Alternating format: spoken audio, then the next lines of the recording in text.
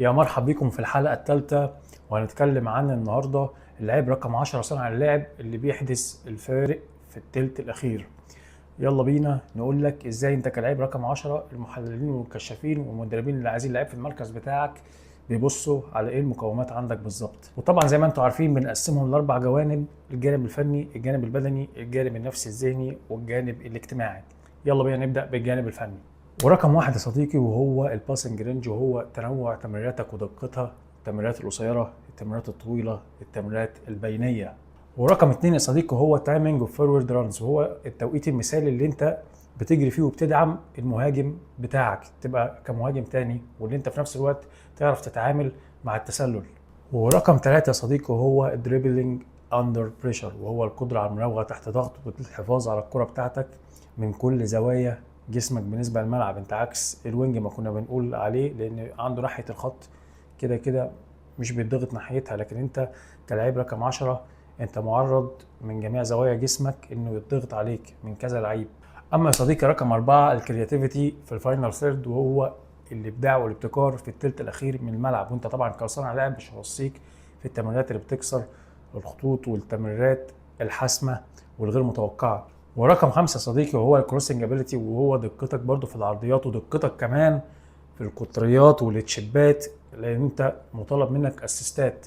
ورقم 6 يا صديقي مش هوصيك ان انت كرقم 10 تكون في ال1 في 1 جامد، كمان مش جامد بس ده انت فنان. زي مش هقدر يعني مش عايز انسى حد، ان جميع اللعيبه رقم 10 بيبقوا جامدين، وانت صغير بتشوف فيديوهات لاجمد لعيبه رقم 10 هم بيرقصوا ازاي في الواحد على واحد، مش عادي. لا هو انت المفروض احسن واحد في الملعب بالنسبه لعرف اللعبه ان انت تكون جامد في ال1 في 1.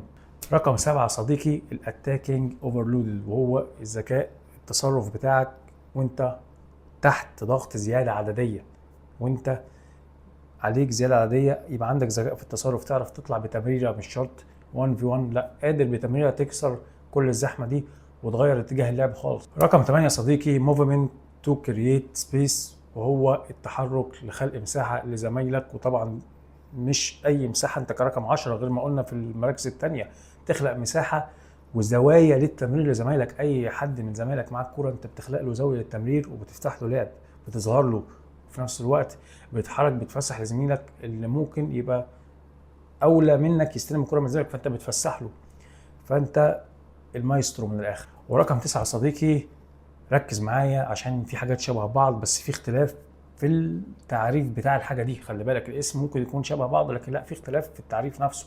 رقم 9 وهو ريسيفنج اندر بريشر، وهو الاستلام تحت رقابه لصيقه، مان تو مان من الاخر. لما تكون واحد ماسك، انت لو لعيب فاكهه بقى ولعيب جامد فانت معروف، فانت هتلاقيهم مركزين معاك وممكن يكون ملزق لك واحد معاك الماتش كله يكون ماسكك مان، فانت لازم تكون قادر تستلم تحت الرقابه اللصيقه دي. ورقم 10 صديقي وهو الشوتنج والفينش، واللي انت تكون قادر على الانهاء لو انت جاي كمان من ورا كمهاجم تاني، لان انت بتتعرض لان انت تشوت كتير على فكره. ورقم 11 يا صديقي وهو الكنترول فيرست تاتش، بس طبعا احنا ذكرناها في المراكز قبل كده، بس بالنسبه للرقم 10 لحظه طبعا استلامتك الكره، الاستلامه الاولى للكره تبقى كويسه واللي انت هتكنترول عليها.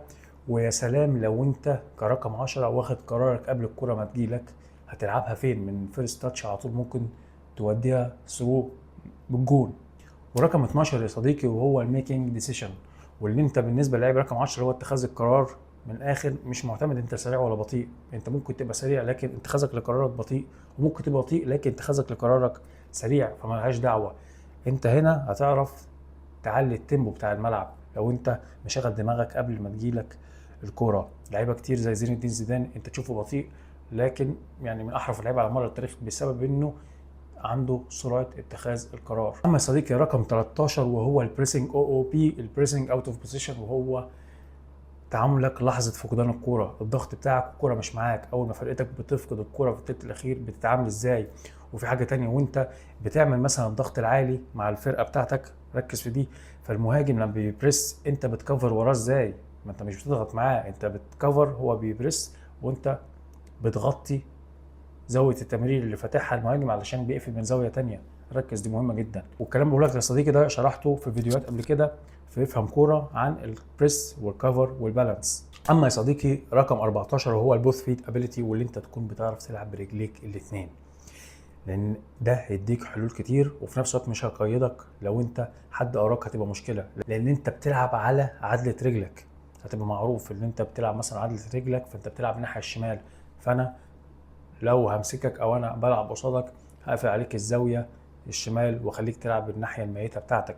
لكن انت لو بتعرف تلعب رجليك الاثنين فيبقى عندك امكانيه الاختيار، وفي نفس الوقت مش مضطر انك لما تستلم الكره تعدل عشان تلعب في الناحيه اللي مرتاح فيها، او تلعب في الناحيه اللي انت مش مرتاح فيها تطلع ميته. لكن لو انت متقن الناحيتين فانت هتبقى نقطه قوه كبيره قوي للفرقه بتاعتك، وهتبقى معضله للخصم اكيد. اما صديقي النقطه 15 وركز في دي، البروجريسيف بلاي، وهو ازاي بتنقل الفرقه بتاعتك من منطقه ورا للمنطقه لقدام. ازاي بتنقل الكوره من ورا لقدام، دايما لعبك لقدام، دايما تمريراتك تقدميه، دايما جسمك بيستلم بزاويه منفرجه على الجون على طول. ده 90% من تصرفاتك بالكوره. نيجي بقى صديقي للجانب الثاني، وهو الجانب البدني الفيزيكال، ونبدا برقم واحد، وهو اللي انت يكون عندك السترينث والبالانس زي ما قلنا.